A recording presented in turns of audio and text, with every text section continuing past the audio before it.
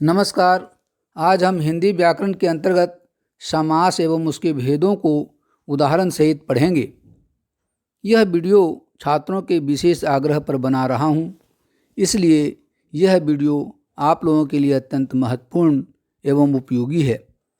अगर अभी तक आप लोगों ने हमारे चैनल को सब्सक्राइब नहीं किया है तो सब्सक्राइब करें एवं नए वीडियो के नोटिफिकेशन के लिए बेल आइकन दबाएं। तो चलो बच्चों, आज हम हिंदी व्याकरण के अंतर्गत समास पढ़ते हैं।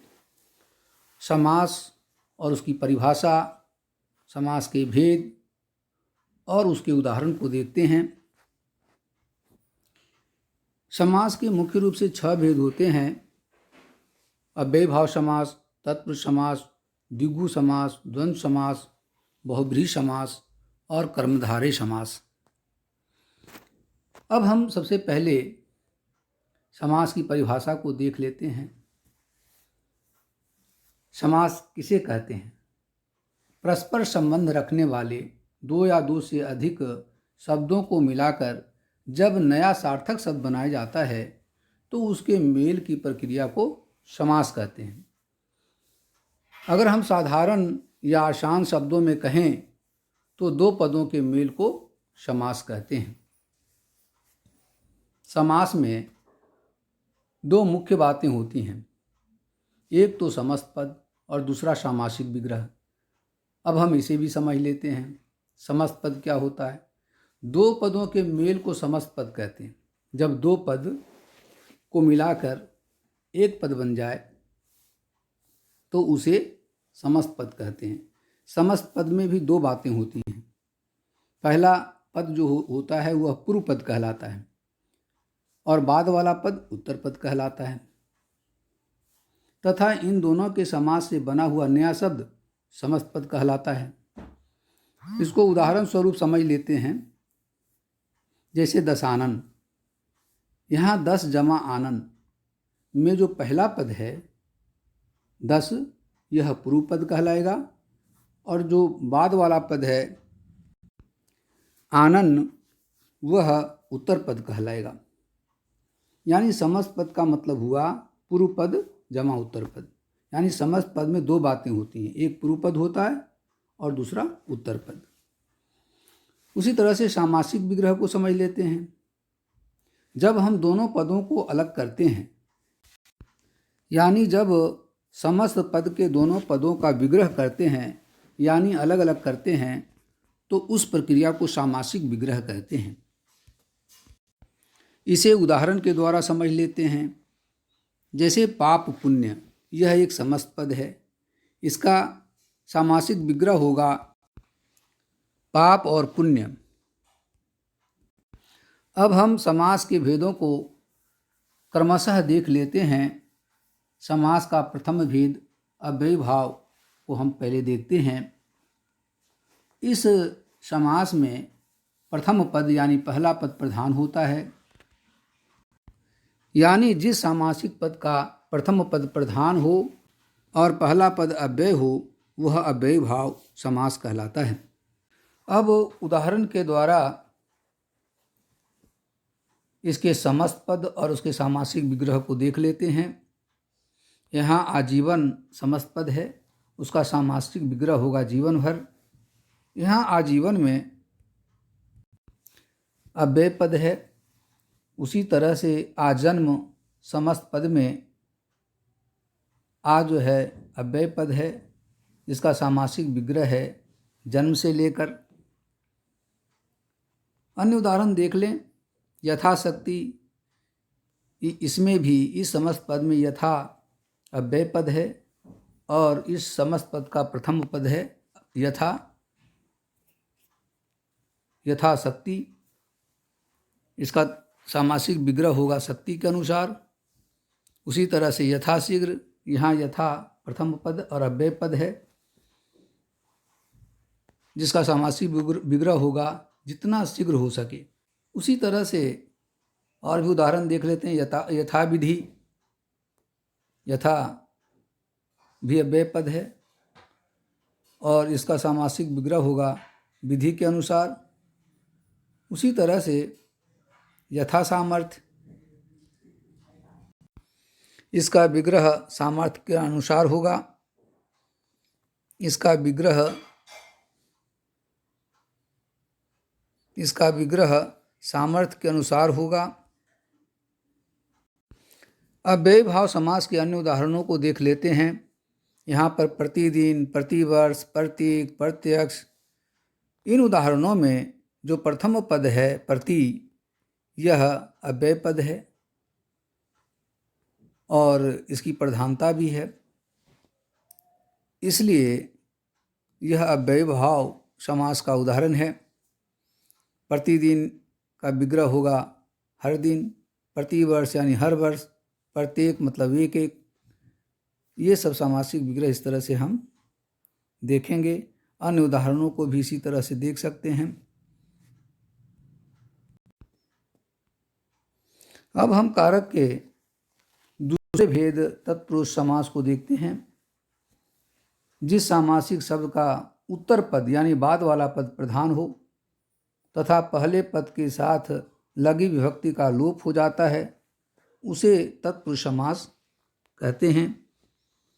तत्पुरुष समास के भी 6 भेद होते हैं। कारक के भेदों के अनुसार प्रथमा विभक्ति छोड़कर, कारक की जो 7 विभक्तियां होती हैं उसमें प्रथमा विभक्ति छोड़कर द्वितीय विभक्ति से लेकर यानी कर्म कारक, करण कारक, संप्रदान, संबंध, अधिकरण, इन कारक की जो विभक्तियां हैं और जो चिन्ह हैं उनके अनुसार तत्पुरुष के 6 भेद होते हैं। यानी कर्म कारक से लेकर द्वितीय विभक्ति से लेकर सप्तमी विभक्ति अधिकरण कारक तक, ये 6 इसके भेद होते हैं। तत्पुरुष के भेदों को हम कारक के चिन्हों से पकड़ सकते हैं। जब हम उसका सामासिक विग्रह करेंगे तो उन 2 पदों के बीच में जो विभक्तियां आएंगी उससे हम पहचान पाएंगे कि यह कारक के किस भेदों के अंतर्गत आता है। और इसे उदाहरण के द्वारा समझा जा सकता है। जैसे ग्राम गत समस्त पद है, इसका विग्रह करेंगे गांव को गया हुआ। गत मतलब गया हुआ। यहाँ पर को जो है कर्म कारक की विभक्ति है, इसलिए कर्म तत्पुरुष है, यानी इसको द्वितीय तत्पुरुष कहेंगे। उसी तरह से परलोक गमन, परलोक को गया हुआ, यानी को विभक्ति कर्म कारक का सूचक है, इसलिए इसको द्वितीय तत्पुरुष समास कहेंगे या कर्म तत्पुरुष कहेंगे। उसी तरह से अन्य उदाहरण को देख लेते हैं। जैसे स्वरगत यानी स्वर को गया हुआ, यश प्राप्त यश को प्राप्त, देशगत देश को गया हुआ, मन माना मन से। तो यहाँ पर जो को विभक्ति जिसमें आ रहा है यह कर्म तत्पुरुष है, यानी द्वितीय तत्पुरुष समास का भेद है, यानी कर्म तत्पुरुष भी कह सकते हैं इसे। अगले तत्पुरुष के उदाहरणों को देखते हैं। इसमें करण कारक यानी तृतीया विभक्ति से चिन्ह लगा हुआ है। जैसे मन माना, मन से माना, यानी करण तत्पुरुष से चिन्ह आ रहा है। गुण युक्त समस्त पद में इसका विग्रह करेंगे तो गुण से युक्त यानी से आ रहा है। यह करण कारक करण तत्पुरुष का उदाहरण है। से तृतीया तत्पुरुष इसे कह सकते हैं। गुण युक्त को तृतीया तत्पुरुष भी कह सकते हैं या करण तत्पुरुष भी कह सकते हैं, क्योंकि यहाँ से चिन्ह करण कारक का है। रस भरी, रस से भरी, करण तत्पुरुष। हस्तलिखित, हाथ से लिखा हुआ, यहाँ से चिन्ह करण कारक का है, इसलिए करण तत्पुरुष कहेंगे इसे। शोकाकुल, शोक से आकुल, करण तत्पुरुष।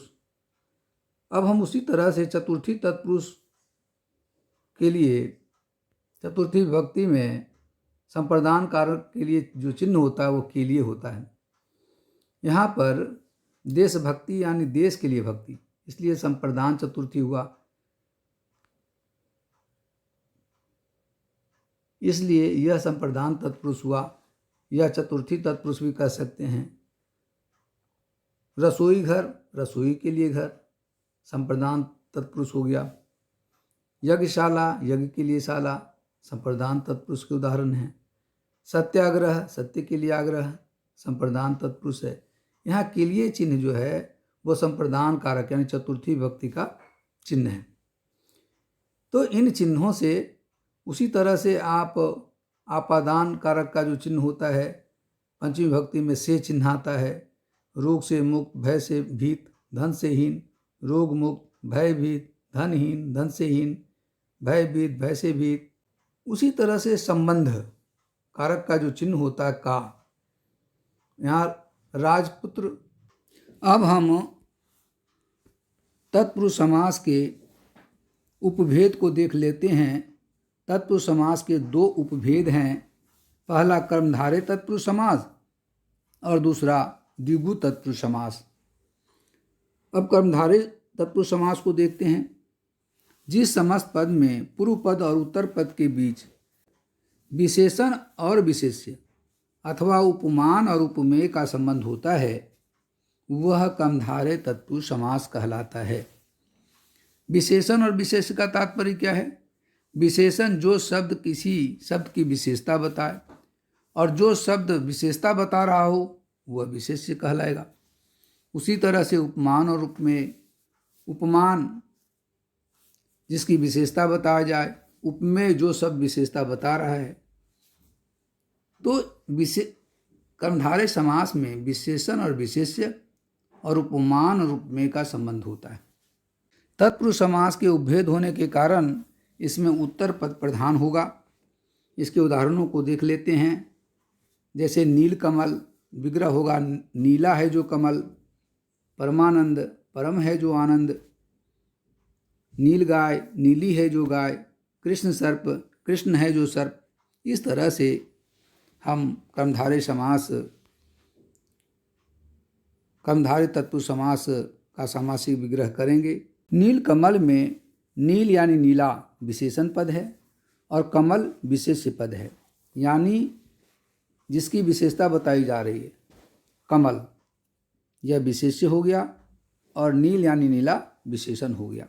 तो यहाँ विशेष्य और विशेषण का समास हुआ है।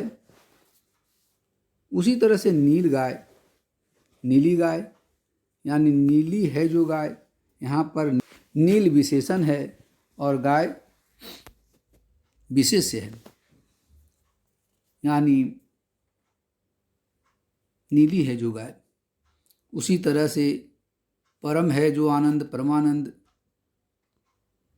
कृष्ण सर्प यानी कृष्ण है जो सर्प।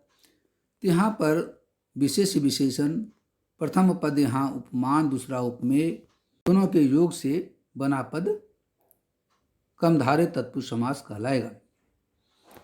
अब हम इसके अन्य उदाहरणों को देख लेते हैं। जैसे महात्मा, महान है जो आत्मा, काली मिर्च, काली है जो मिर्च, क्रोधाग्नि, क्रोध रूपी अग्नि, वचनामृत, वचन रूपी अमृत, कमल नयन, कमल रूपी नयन, चंद्रमुख, चंद्रमा के समान मुख, मृग नयन, मृग के समान नयन, कनक लता, कनक के समान लता, विद्या धन, विद्या रूपी धन, चरण कमल, चरण के समान कमल, पुत्र रत्न, पुत्र रूपी रत्न। अब हम तत्पुरुष समास के दूसरे उपभेद को देख लेते हैं, द्विगु तत्पुरुष समास। इस समास में उत्तर पद प्रधान होता है, यानी बाद वाला पद प्रधान होता है, तथा पहला पद यानी पूर्व पद संख्यावाची होता है। इसे द्विगु तत्पुरुष समास कहेंगे। अब इसके कुछ उदाहरणों को देख लेते हैं। जैसे दोपहर, यहाँ दो क्या है? संख्यावाची पद है और पहर यानी बाद वाला पद प्रधान है।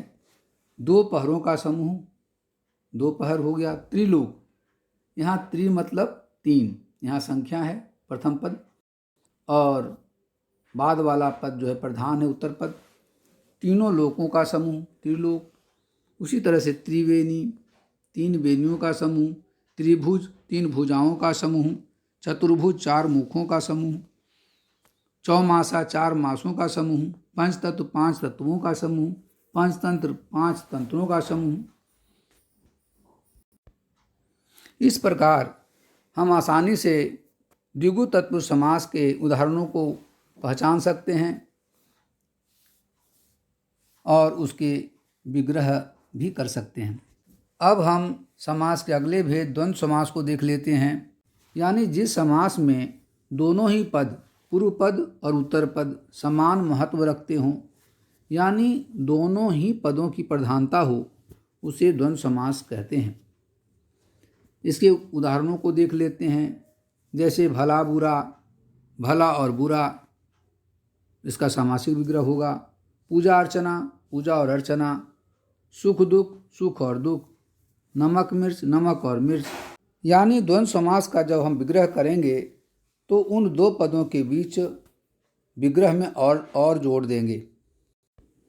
इसके अन्य उदाहरणों को भी देख लें। जैसे रुपया पैसा, माता पिता, अन्न जल, गुण दोष, चाय कॉफ़ी, पाप पुण्य, लाभ हानि, हार जीत, जन्म मृत्यु।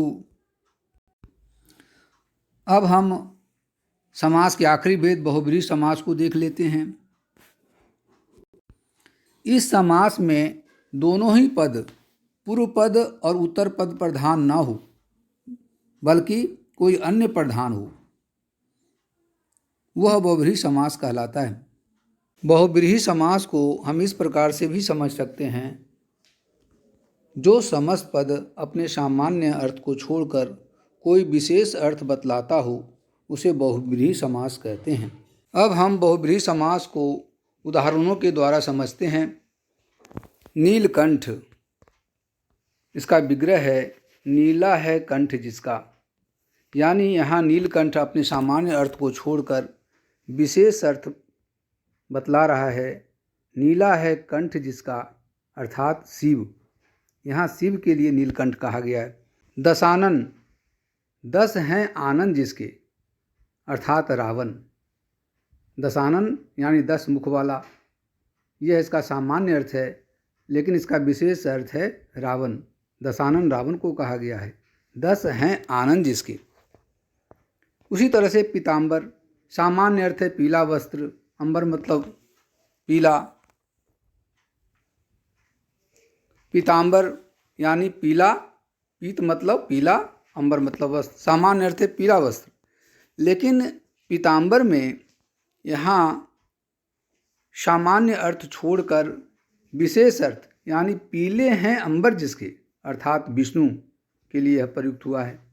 उसी तरह से पंकज, पंख में उत्पन्न होने वाला, यानी यह यहाँ कमल के लिए पंकज कहा गया है। यानी पंकज, पंख में उत्पन्न होने वाला, अर्थात कमल।